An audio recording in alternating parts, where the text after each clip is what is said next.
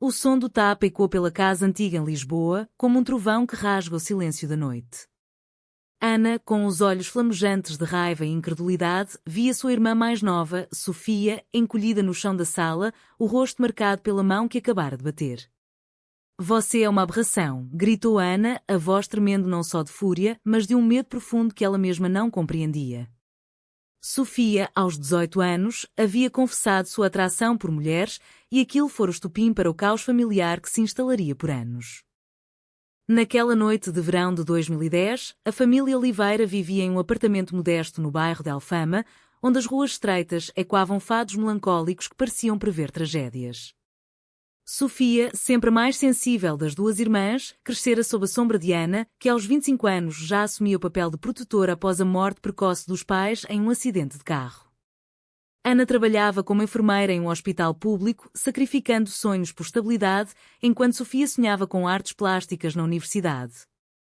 Mas o segredo de Sofia, revelado em um momento de vulnerabilidade após um beijo roubado com uma amiga na escola, destruiu o frágil equilíbrio. Ana não parou no tapa. Ela arrastou Sofia pelo braço até o quarto, trancando-a lá dentro enquanto ligava para o padre da paróquia local, um homem conservador que via a homossexualidade como um pecado imperdoável.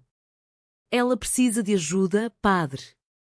"Isso é o diabo falando nela", sussurrou Ana ao telefone, as lágrimas escorrendo pelo rosto. Sofia, do outro lado da porta, ouvia tudo, o coração apertado em um misto de dor física e emocional. Como poderia sua irmã, que a criara como uma mãe, traí-la assim? A partir daquela noite, a casa se tornou um campo minado de silêncios e acusações veladas. Dias se transformaram em semanas de tensão insuportável. Ana impôs regras rígidas, Sofia não podia mais sair sozinha, suas amizades foram escrutinadas e qualquer menção a sentimentos anormais era recebida com olhares de desaprovação. A pressão familiar veio de todos os lados. Tias e tios, imbuídos da cultura católica portuguesa arraigada, murmuravam sobre cura e vergonha. Sofia sentia o peso da sociedade lisboeta, onde apesar dos avanços legais, o casamento gay havia sido aprovado recentemente, o preconceito ainda reinava em lares tradicionais como o deles. Sofia lutava internamente. De um lado, o amor por Ana, que sacrificara tanto por ela, do outro, a verdade inegável de sua identidade. Ela se questionava, seria egoísmo insistir em ser quem era, sabendo que isso destruiria a família? Em noites insones, Sofia escrevia em um diário escondido, derramando angústias sobre o medo de ser expulso ou pior, de perder o único laço familiar que lhe restava. Ana, por sua vez, via seu mundo desabar. Educada em valores conservadores, ela via a homossexualidade de Sofia como uma falha sua, uma mancha em sua criação. "Eu falhei com você", murmurava para si mesma no espelho, ignorando que sua reação era o verdadeiro fracasso. A escalada veio quando Ana descobriu cartas trocadas entre Sofia e uma garota chamada Rita, uma colega de classe com quem Sofia compartilhava segredos. Enfurecida, Ana confrontou Rita na porta da escola, ameaçando contar aos pais dela.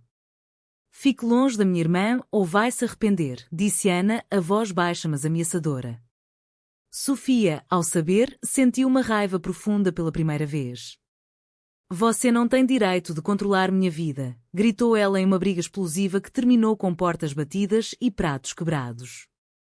Naquela noite, Sofia fugiu de casa, pegando um trem para o Porto, onde uma prima distante a acolheu temporariamente. A separação foi um golpe para Ana. Sozinha no apartamento vazio, ela se afogava em culpa e solidão. Ligava para Sofia diariamente, alternando entre súplicas e acusações. "Volte para casa, podemos consertar isso", implorava, mas Sofia, magoada, recusava. No Porto, Sofia começou a reconstruir sua vida, matriculando-se em um curso de artes e conhecendo um grupo de jovens LGBT que ajudaram a aceitar-se. Pela primeira vez, ela se sentia livre, mas o preço era alto, a ausência de Ana, que apesar de tudo, era sua âncora. Anos passaram e o contato entre as irmãs se reduziu a mensagens esporádicas em festas de família. Ana casou-se com Miguel, um engenheiro estável, e teve um filho, Tomás, em 2015. A vida dela parecia perfeita por fora, uma casa em Sintra, um emprego melhor pago e a fachada de uma família tradicional. Mas internamente, Ana carregava o remorso. Toda vez que via casais do mesmo sexo nas ruas de Lisboa, lembrava-se de Sofia e questionava suas crenças. E se eu estivesse errada, pensava, mas o orgulho a impedia de pedir perdão. Sofia, no Porto, florescia. Ela se formou em artes plásticas e começou a expor suas pinturas, que frequentemente exploravam temas de identidade e rejeição. Em uma galeria, conheceu Laura, uma fotógrafa com quem iniciou um relacionamento discreto, mas profundo. Laura, com sua paciência e compreensão, ajudou Sofia a curar as feridas do passado.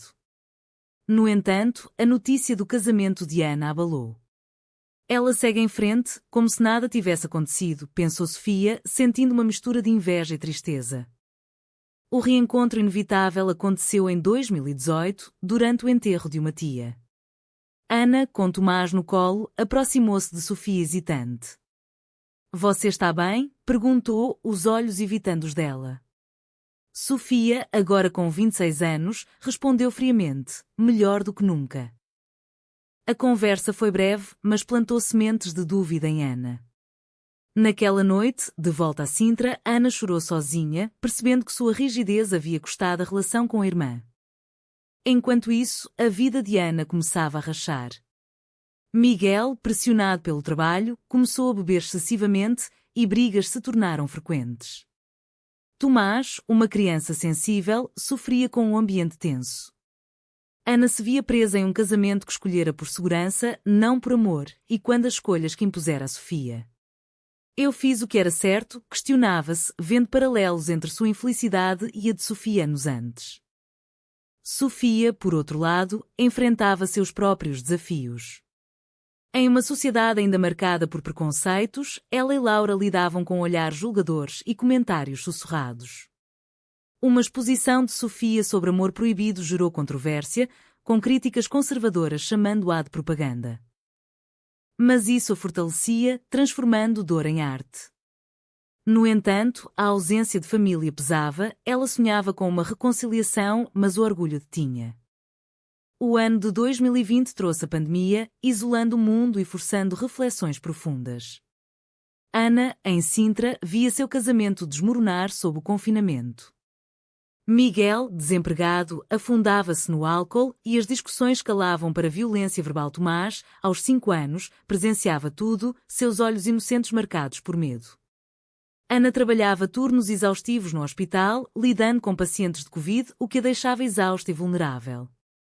Em momentos de solidão, ela pensava em Sofia, perguntando-se se a irmã estaria bem no Porto.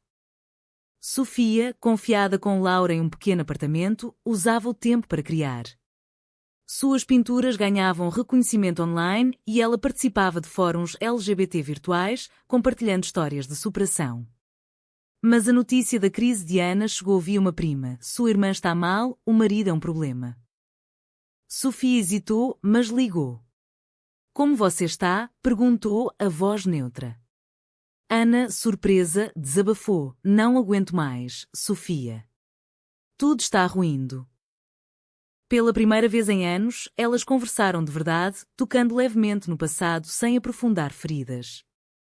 Essa ligação abriu uma fresta. Mensagens se tornaram regulares e Ana começou a questionar suas crenças. Lendo artigos sobre direitos LGBT em Portugal, ela via como a sociedade evoluíra desde 2010.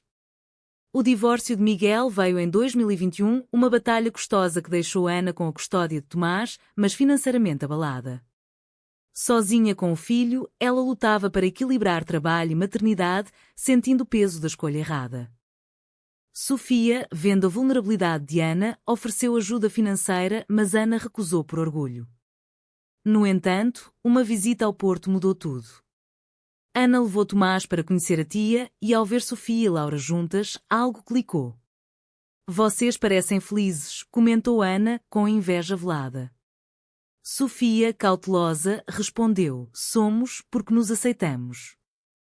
A conversa evoluiu para o passado. "Eu te machuquei tanto", admitiu Ana, lágrimas nos olhos.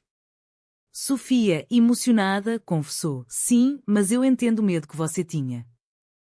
A reconciliação era frágil, mas crescia. Ana começou a frequentar grupos de apoio para famílias de LGBT, aprendendo sobre aceitação. Tomás adorava a tia Sofia e as visitas se tornaram frequentes. Mas o destino testou tudo em 2023, quando Ana descobriu um câncer de mama. O diagnóstico veio como um soco, forçando-a a enfrentar a mortalidade. Quimioterapia enfraqueceu e, com Miguel ausente, ela se via incapaz de cuidar de Tomás adequadamente. Sofia, ao saber, viajou imediatamente para Sintra. Eu estou aqui, disse, abraçando a irmã. Laura a acompanhou, oferecendo suporte. Pela primeira vez, Ana viu o relacionamento delas como algo belo, não pecaminoso.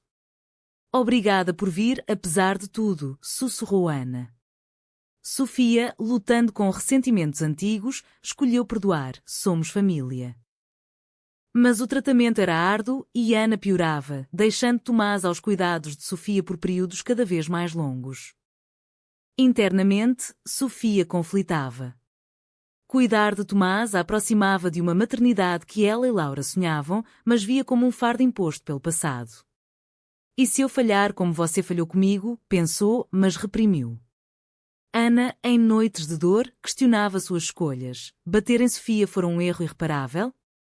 A doença forçava a confrontar Mauta Nocé, impor valores tradicionais custar a felicidade a ambas. Tomás, inocente, florescia com Sofia. Ele desenhava com ela, aprendendo sobre arte e aceitação.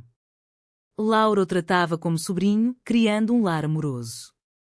Mas a sociedade portuguesa ainda julgava, vizinhos em Sintra murmuravam sobre duas mulheres criando uma criança. Ana defendia, elas são família. Isso marcou sua transformação, mas o câncer avançava. Em uma conversa crucial, Ana pediu, se eu não sobreviver, cuide de Tomás. Sofia, chocada, hesitou, você vai sobreviver. Mas Ana insistiu, prometa. O dilema moral pesava, Sofia aceitaria, traindo sua liberdade, ou recusaria, abandonando sobrinho? Ela concordou, mas com reservas internas. A batalha de Ana contra o câncer se intensificou em 2024. Sessões de radioterapia deixavam exausta e Sofia assumia mais responsabilidades. Vivendo entre Porto e Sintra, ela equilibrava carreira e cuidados, com Laura apoiando. Tomás, agora 9 anos, questionava, por que mamãe está doente? Sofia explicava com delicadeza, mas via ecos de sua própria infância fragmentada. Ana, enfraquecida, refletia sobre o passado. Eu te bati porque tinha medo do que a sociedade diria, confessou em uma noite. Sofia, segurando sua mão, respondeu, o medo nos faz monstros. Essa honestidade aprofundou o laço, mas trouxe dor. Ana via como sua rigidez contribuíra para sua própria infelicidade no casamento. Sociedade pressionava. Em Sintra, conservadora, amigos da igreja questionavam Ana sobre Sofia. Você aprova isso agora? Ana defendia, o amor não tem gênero. Mas internamente, duvidava, mudara por conveniência ou convicção? Sofia enfrentava preconceito no trabalho, uma galeria cancelou exposição por temas controversos. Vale a pena? Questionava-se. O clímax veio quando o câncer metastatizou. Ana, hospitalizada, chamou Sofia. Eu errei tanto, disse, chorando. Sofia, emocionada, perdoou, todos erramos. Mas Ana implorou, crie Tomás como seu. Ele precisa de estabilidade. Sofia, dividida, via o pedido como redenção para Ana, mas fardo para si. Laura aconselhou, pense no que é certo para nós. Tomás, sentindo a tensão, pediu, fique comigo, tia. Isso quebrou Sofia, ela aceitaria, sacrificando planos de viagem com Laura. A decisão era controversa, adotar significava enfrentar burocracia portuguesa, com debates sobre casais LGBT criando filhos.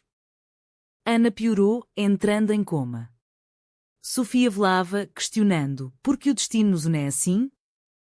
Laura apoiava, mas tensionava o relacionamento. Isso muda tudo. Sofia via paralelos, Ana a rejeitara, agora dependia dela. A morte de Ana veio em uma manhã chuvosa de 2025, deixando um vazio imenso. O funeral em Lisboa reuniu família, onde murmúrios sobre Sofia e Laura ecoavam. Sofia, com Tomás ao lado, enfrentava olhares. Ela vai criar menino? Legalmente, Ana deixara custódia a Sofia, mas parentes contestavam, citando valores tradicionais. O conflito judicial começou. Tios conservadores argumentavam: uma criança precisa de pai e mãe. Sofia, com advogados LGBT, defendia: amor é o que importa. A batalha expôs feridas. Testemunhos reviveram o espancamento de 2010, pintando Ana como vilã, mas Sofia como vítima resiliente. Internamente, Sofia duvidava: sou capaz? Tomás, traumatizado, se apegava a ela, mas chorava pela mãe. Laura, paciente, ajudava, mas questionava: isso é nosso futuro? O stress testava o relacionamento, com brigas sobre prioridades. Sociedade portuguesa, apesar de leis progressistas, mostrava divisões. Mídia cobria o caso, polarizando opiniões. Uns viam Sofia como heroína, outros como ameaça. Exposições de Sofia ganhavam atenção, mas com backlash. Sofia confrontou um tio em corte: vocês me rejeitaram, agora querem menino? Ele rebateu para protegê-lo. A juíza, progressista, decidiu a favor de Sofia, mas o preço era alto: laços familiares rompidos. Com custódia, Sofia mudou para Lisboa com Laura e Tomás. Ajustes eram difíceis. Tomás resistia, culpando Sofia indiretamente. Porque mamãe me deixou? Perguntava. Sofia, paciente, respondia: ela te amava tanto que me escolheu. O despertar veio em uma terapia familiar. Sofia compartilhou sua história, ajudando Tomás a entender aceitação. Laura propôs casamento, solidificando o lar. Mas danos perduravam. Sofia sonhava com um tapa, questionando perdão. A vida em Lisboa se estabilizou em 2026. Sofia, Laura e Tomás formavam uma família não convencional, mas amorosa. Tomás se adaptava, excelente na escola com o apoio das duas mães. Sofia expunha obras sobre redenção, ganhando prémios. No entanto, reflexões persistiam. Sofia visitava o túmulo de Ana, sussurrando: você pagou o preço, eu também. A jornada a transformara, de vítima a guardiã, questionando escolhas morais. Laura e Sofia casaram em uma cerimônia íntima, com Tomás como pajem. Família distante boicotou, mas amigos LGBT celebraram. Tomás, orgulhoso, disse: vocês são minha família. Mas sombras permaneciam, preconceito em playgrounds, onde pais sussurravam. Sofia ensinava Tomás resiliência, seja quem é. Em noites quietas, Sofia ponderava o ciclo: rejeição levara à redenção, mas a que custo? Ana traíra, mas suplicara; Sofia perdoara, mas sacrificara a liberdade. A história delas ecoava dilemas sociais em Portugal: progresso versus tradição. Sofia, forte, seguia adiante, mas com uma pergunta latente. Será que perdoar uma traição familiar, mesmo pagando um preço alto, é sempre a escolha certa?